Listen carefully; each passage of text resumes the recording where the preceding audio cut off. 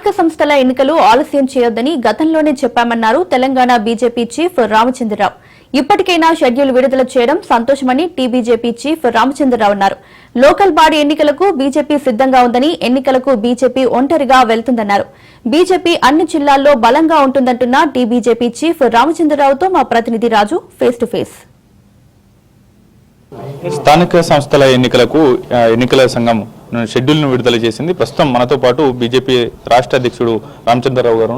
Sir, BJP సిద్ధంగా ఉందా? ఇప్పటికే షెడ్యూల్ విడుదలైనటువంటి పరిస్థితి. షెడ్యూల్ ఎప్పుడో విడుదల కావాలి. మీరు చెప్పి మేము అలసిపోయినాం. వీళ్ళు నాటకాలు చేశారు, ప్రెసిడెంట్ దగ్గర, గవర్నర్ దగ్గర ఇవని చెప్పి. మేము ఆ రోజు కూడా చెప్పినా జియో ఇవ్వమని చెప్పి జియో ఇచ్చారు. మేము ఎలక్షన్ రెడీగా ఉన్నాం. ఓకే, మరోవైపు కోర్టులో పెండింగ్లో ఉన్నటువంటి కేసును ఈవో నెంబర్ వేయకుండా ఈ యొక్క షెడ్యూల్ని విడుదల చేశారు. ఇది నిలిచేటటువంటి ప్రక్రియ నిన్న సార్. అది నేను చెప్పలేను, ఎందుకంటే కోర్టులో ఏం అంశాల మీద ఎవరు పోయినో తెలియదు. వాళ్ళ పిటిషన్ చూసి తప్పు చెప్పగలుగుతాం. కోర్టులో ఉన్నా లేకున్నా అది వేరే మాట. ఎలక్షన్స్ జరగాలి. 2 ఏళ్ళు అయినా ఇంకా ఎలక్షన్స్ టర్మ్ అంతా అయిపోయి అలా 73, 74 రాజ్యాంగ సవరణ ప్రకారం స్థానిక ఎన్నిక జరగకపోతే నిధులు రావు. కాబట్టి జరగాల్సిందే. సార్, ఇప్పటికీ మీ క్యాడర్, మీ లీడర్ ఇద్దరు సిద్ధంగా ఉన్నారా? ఏంటి, కొన్ని జిల్లాల్లో మీకు ఖమ్మం, నల్గొండ, వరంగల్ జిల్లాల్లో ఇప్పటికీ బలమైనటువంటి నేతలు లేరు అనేటటువంటి చర్చ ఉంది. అవన్నీ కాంగ్రెస్ పార్టీ చేసిన ప్రచారం, బీఆర్ఎస్ చేసిన ప్రచారం. మాకెందుకు లేదని బలం. 8 మంది ఎంపీలు గెలిచినాం, 3 ఎమ్మెల్సీలు గెలిచినాం, 8 ఎమ్మెల్యేలు గెలిచినాం. 1,50,000 ఓట్లు ఖమ్మంలో వచ్చినాయి, 1,00,000 నల్గొండలో వచ్చినాయి. మాకు బలం లేదని పిచ్చోడారండి. అందరం మాకున్నది బలం పెరిగింది బీజేపీదే. ప్రజలు కూడా కాంగ్రెస్కి ఇచ్చారు అవకాశం, బీఆర్ఎస్కి ఇచ్చారు, చూశారు వాళ్ళని. వాళ్ళతో కాదు అని చెప్పి తెలిసిన తర్వాత బీజేపీ వైపు వస్తున్నారు అందరూ కూడా.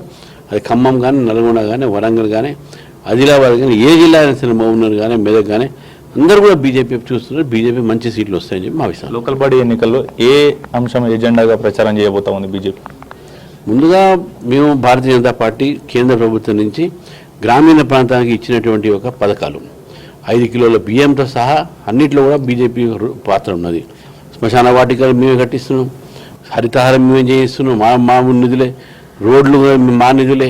గ్రామీణ సడక్ యోజన కింద ప్రధానమంత్రి కిసాన్ సమ్మాన్ యోజన ఇచ్చింది మేమే. వాళ్ళు రైతు బంధు ఇవ్వట్లే. ఇవన్నీ మీరు చేసినటువంటి ఈ పథకాల మీద. తర్వాత రైతు అన్యాయం చేస్తున్నది కాంగ్రెస్ పార్టీ. వాళ్ళకు రైతు బంధు ఇస్తాను ఇవ్వట్లేదు. విద్యార్థులను మోసం చేస్తాను, ప్రజలను మోసం చేస్తున్నారు. కాంగ్రెస్ పార్టీ వచ్చిన పరిపాలన లైవ్ లోపలే ఉంది. పరిపాలన మొత్తం కూడా దెబ్బతిన్నది.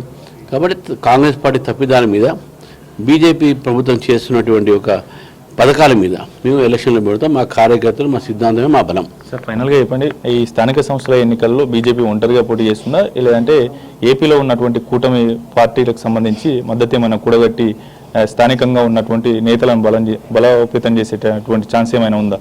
రాజకీయ పరిస్థితులు తెలంగాణలో వేరే, వేరే రాష్ట్రాల్లో వేరే ఉంటుంది. ఇక్కడ ఉన్న రాజకీయ పరిస్థితి బట్టి భారతీయ జనతా పార్టీ ఒంటరి పోరాటం. Thank you so much sir. ఇది ఓవరాల్గా స్థానిక సంస్థల ఎన్నికల్లో బీజేపీ ఒంటరిగా పోటీ చేయబోతా ఉంది. అంతేకాకుండా బలంగా ప్రత్యామ్నాయంగా అధికార పార్టీకి ప్రత్యామ్నాయంగా బీజేపీ నిలుస్తూ ఉంది.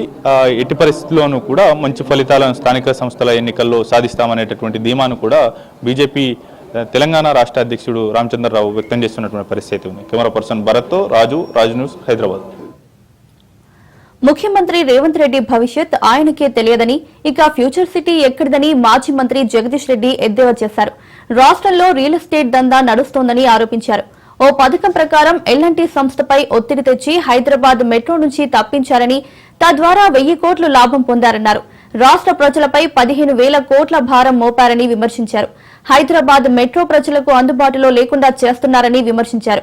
ఫ్యూచర్ లేని సిటీ ఫ్యూచర్ సిటీ అన్నారు.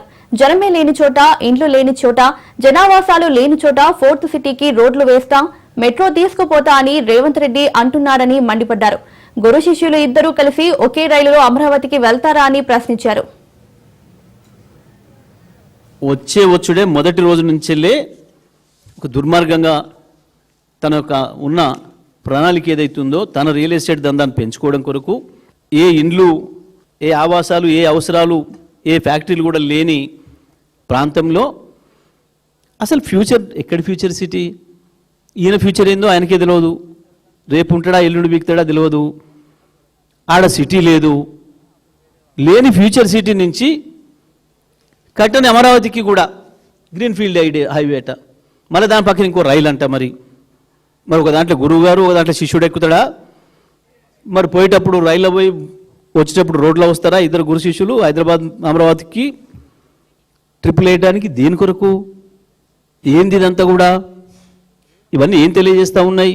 కేవలం రియల్ ఎస్టేట్ దందా కొరకు తను, తన తాబేదారులు, తన బంధుమిత్రులు కొన్న వేలాది ఎకరాలకు ఏదో ధరలు పెంచుకోవడానికి, డబ్బులు సంపాదించుకోవడానికి ఉపయోగపడతాయన్న ఒక దుర్మార్గమైన ఆలోచన తప్ప ఎక్కడ కూడా ప్రజల కోణం లేదు, ప్రజల అవసరాలు లేవు దీంట్లో. ప్రజల విజయవాడ ఇంద్రకీలాద్రిపై కనకదుర్గమ్మ ఆలయంలో దేవి శరన్నవరాత్రి ఉత్సవాలు అంగరంగ వైభవంగా జరుగుతున్నాయి. ఈ సందర్భంగా సీఎం చంద్రబాబు దంపతులు దర్శించుకుని అమ్మవారికి పట్టు వస్త్రాలు సమర్పించారు. సీఎం చంద్రబాబు దంపతులకు వేదాశీర్వచనాలు అందించారు ఆలయ అర్చకులు. మూలా నక్షత్రం పవిత్రమైన రోజు అని చంద్రబాబు అన్నారు. దర్శనాల విషయంలో సాధారణ భక్తులకు ఎక్కువ సమయం కేటాయించామని చెప్పారు. దుర్గ గుడికి సంబంధించి అభివృద్ది పనులు వేగంగా సాగుతున్నాయని తెలిపారు. సూపర్ 6 పథకాల వల్ల ప్రజలు లబ్ధి పొందుతున్నారని అన్నారు.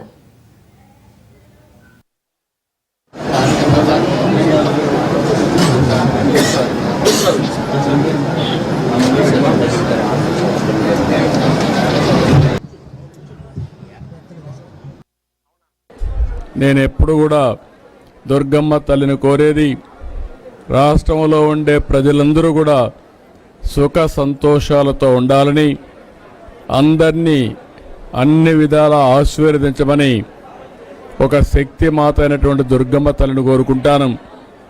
ఈరోజు ఈ యొక్క పవిత్రమైన దినాన్న నేను కోరుకున్నది ఒకటే, ఈ రాష్ట్రంలో ఉండే ప్రజలందరూ కూడా ఆనందంగా ఉండాలి, ఆరోగ్యంగా ఉండాలి, వాళ్ళ సంపద కూడా పెరగాలి. అదే మరి ఎవ్వరూ ఇబ్బందులు లేకుండా సుఖ సంతోషాలతో ఉండేట్టుగా ఆశీర్వదించమని కోరుకున్నాను. ఈరోజు ఇక్కడ చూస్తే మేనేజ్మెంట్ కూడా చాలా సిస్టమేటిక్గా పనిచేస్తున్నారు. ఇప్పటికి 8 లక్షల మంది భక్తులు వచ్చి దుర్గమ్మ యొక్క ఆశీస్సులు తీసుకున్నారు. ఈరోజే దగ్గర 1,20,000 మంది ఇప్పటికే దుర్గమ్మ తల్లిని దర్శించుకుని ఆశీస్సులు పొందారు.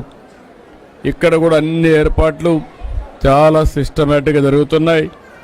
ఇంకా ఏ ఒక్క భక్తులకు కూడా ఇబ్బంది లేకుండా సుజావుగా చేయడానికి ఏమేం చేయాలనో అన్ని చర్యలు తీసుకుంటామని చెప్పి కూడా హామీ ఇస్తున్నాను. మూవీ పైరసీ ముఠా గుట్టు రట్టయింది. ఈ కేసులో 5గురిని పోలీసులు అరెస్ట్ చేశారు. హార్డ్ డిస్కులు, సీక్రెట్ కెమెరాలు స్వాధీనం చేసుకున్నారు. హై లెవెల్ పైరసీ రాకెట్ తో సినీ ఇండస్ట్రీకి 22,000 కోట్లు నష్టం వచ్చినట్లు అధికారులు గుర్తించారు. 2 నెలల క్రితం వనస్థలిపురానికి చెందిన కిరణ్ ను పోలీసులు అరెస్ట్ చేశారు. కిరణ్ కస్టడీలో కీలక విషయాలను పోలీసులు రాబట్టారు. దుబాయ్, నెదర్లాండ్స్, మయన్మార్ లో సినిమా పైరసీ కేటుగాళ్లు ఉన్నట్లు అధికారులు గుర్తించారు. సినిమా రిలీజ్ కాకముందే సర్వర్లు హ్యాక్ చేసి ఈ ముఠా గేమింగ్ సైట్ లో వీడియో అప్లోడ్ చేస్తున్నాయి. మూవీ పైరసీ గురించి ఏదైతే ఎన్నో సంవత్సరాల నుండి దాని గురించి ప్రచారం, చర్చ జరుగుతూ ఉందో, అది మా కంప్లైంట్ వచ్చిన తర్వాత చాలా కష్టపడి Hyderabad city police cyber crime wing ఏదైతే ఉందో దాదాపు 4 నెలలు దర్యాప్తు చేసిన తర్వాత దేశంలోనే మొదటిసారిగా ఈ గ్యాంగ్స్ని పట్టుకోవడం జరిగింది. ఇప్పటి వరకు అందరికీ అంటే ఏ విధంగా ఈ పైరసీ జరుగుతుంది, దీన్ని కంట్రోల్ ఎట్లా చేయాలి అనేది ఒక చర్చనీయాంశంగా మిగిలిపోయింది. మూవీ ఇండస్ట్రీలో కూడా అందరూ దీని గురించి ఎంతో విస్మయం చెందుతూ మా కష్టమంతా ఈ విధంగా వృధా అవుతుంది. మూవీ రిలీజ్ కాకముందే ఆ థియేటర్ అది వెబ్సైట్స్లో, సోషల్ మీడియాలో రావడం, దాని గురించి అఫ్కోర్స్ థియేటర్స్లో పబ్లిక్ రావడం కూడా తగ్గిపోతుంది, ఆదాయం అనేది తగ్గిపోతుంది, మొత్తం మూవీ ఇండస్ట్రీ కూడా బాగా ఎఫెక్ట్ అవుతుంది.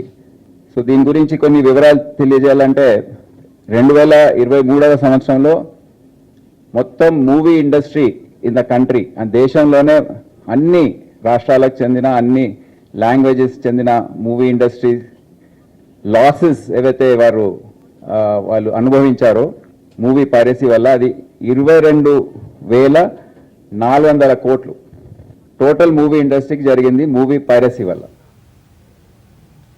విజయవాడ దుర్గమ్మ నేతి లడ్డు అంటే భక్తులకు అత్యంత ఇష్టం. దసరా శరన్నవరాత్రుల్లో అమ్మవారి ప్రసాదానికి అత్యంత విశేషమైన ప్రాధాన్యత ఉంది. లక్షలాది మంది భక్తులు వచ్చినప్పటికీ ప్రసాదం పవిత్రతను కాపాడుకుంటూ భక్తులందరూ విశేషంగా పవిత్రంగా భావిస్తూ లడ్డు ప్రసాదాన్ని స్వీకరిస్తున్నారు. అందుకే ఏటా దసరా ఉత్సవాల్లో ఎన్ని లక్షల లడ్డూలు చేసినా అన్నీ అయిపోతుంటాయని నిర్వాహకులు తెలిపారు.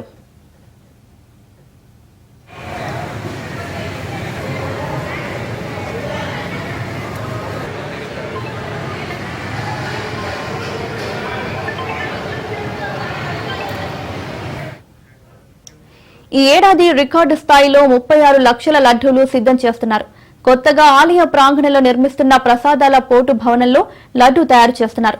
ఎంతో శుభ్రత పాటిస్తూ స్వచ్ఛమైన రుచికరమైన ప్రసాదం తయారు చేస్తున్నారు.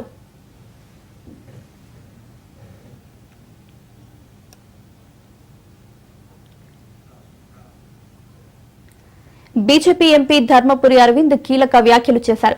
జూబ్లీహిల్స్ బాధ్యత కిషన్ రెడ్డిదేనని ఆయన పార్లమెంటు పరిధి నియోజకవర్గం అంటూ వ్యాఖ్యానించారు. వచ్చే అసెంబ్లీ ఎన్నికల్లో బీజేపీ కాంగ్రెస్ మధ్యలోనే పోటీ ఉంటుందన్నారు. లోకల్ బాడీ ఎన్నికల్లో క్యాండిడేట్స్ కీలకమని పార్టీలకు పెద్దగా సంబంధం ఉండదన్నారు ధర్మపురి అరవింద్.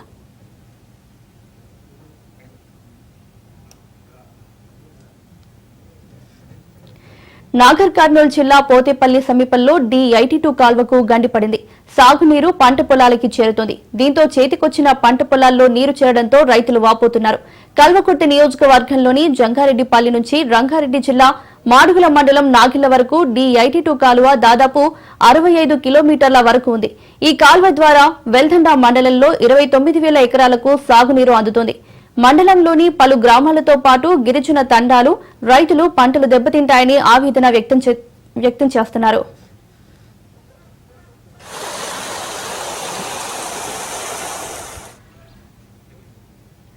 కర్ణాటక మహారాష్ట్రలో కురుస్తున్న భారీ వర్షానికి నారాయణపేట జిల్లా కృష్ణా మండలంలో పలు గ్రామాల్లోకి వరద నీరు వచ్చి చేరుతోంది.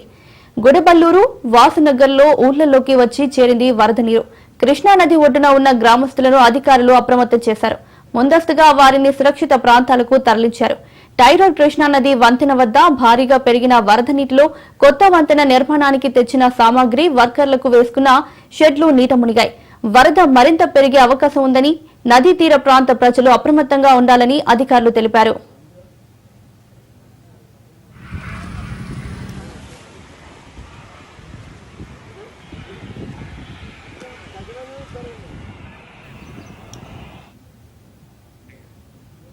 నిర్మల్ జిల్లా బాసరలో సరస్వతీదేవి దేవస్థానంలో దసరా ఉత్సవాలు ఘనంగా జరుగుతున్నాయి. మహాగౌరి అలంకారంలో అమ్మవారు భక్తులకు దర్శనమిచ్చారు. జిల్లా కలెక్టర్ అభిలాష అభినవ్ దంపతులు అమ్మవారిని దర్శించుకుని ప్రత్యేక పూజలు నిర్వహించారు. అదేవిధంగా క్యూ లైన్లలో నిలబడిన భక్తులు అమ్మవారి తరపున పాలు పండ్లు బిస్కెట్లు పంపిణీ చేశారు. భ్రమరాంబిక సేవా సమితికి చెందిన 120 మంది భక్తులు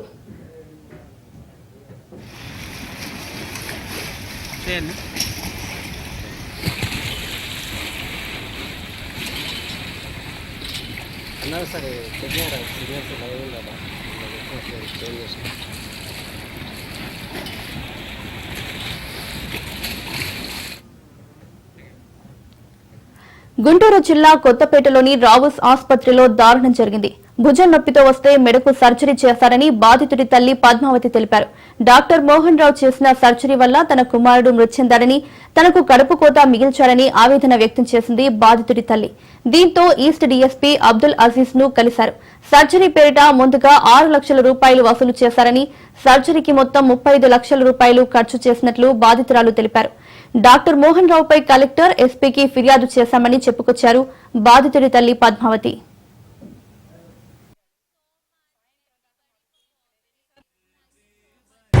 నేను నా కొడుకుకి కొంచెం గోడ నొప్పిగా ఉందని రావుస్ హాస్పిటల్ వాటిపట్ల మోహన్ రావు దగ్గరికి చేయించుకున్నాను.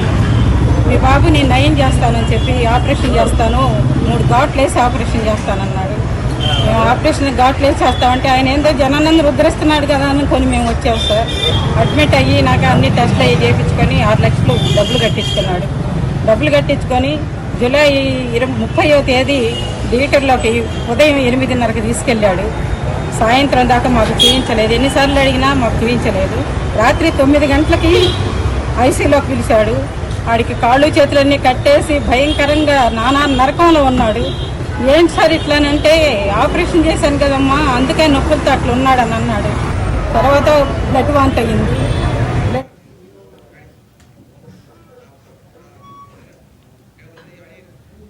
కండిషన్ చెప్పాడు.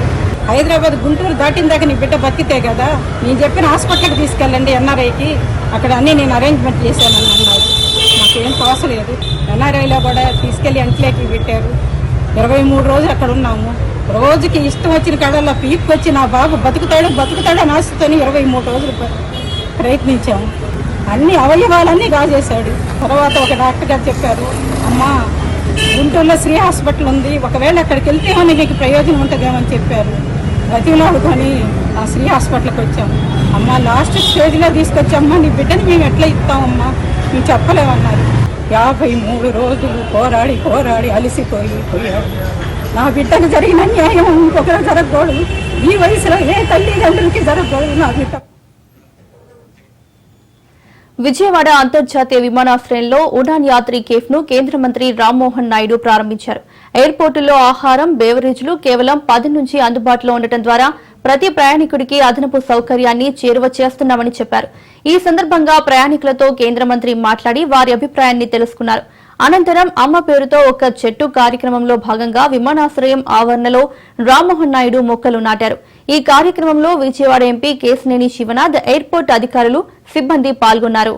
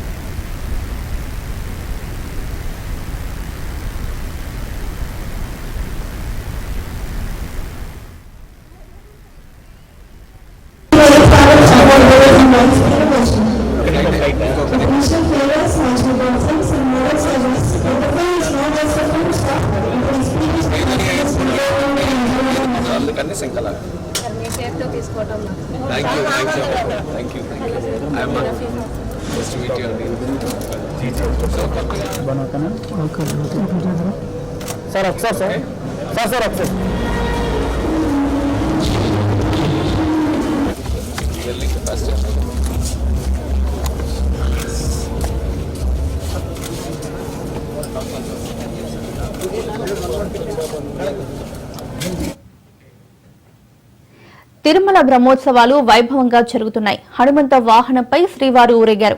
శ్రీరాముని అవతారంలో భక్తులకు దర్శనమిచ్చారు. శ్రీవారిని హనుమంత వాహనంపై తిలకించి భక్తులు పులకించిపోయారు.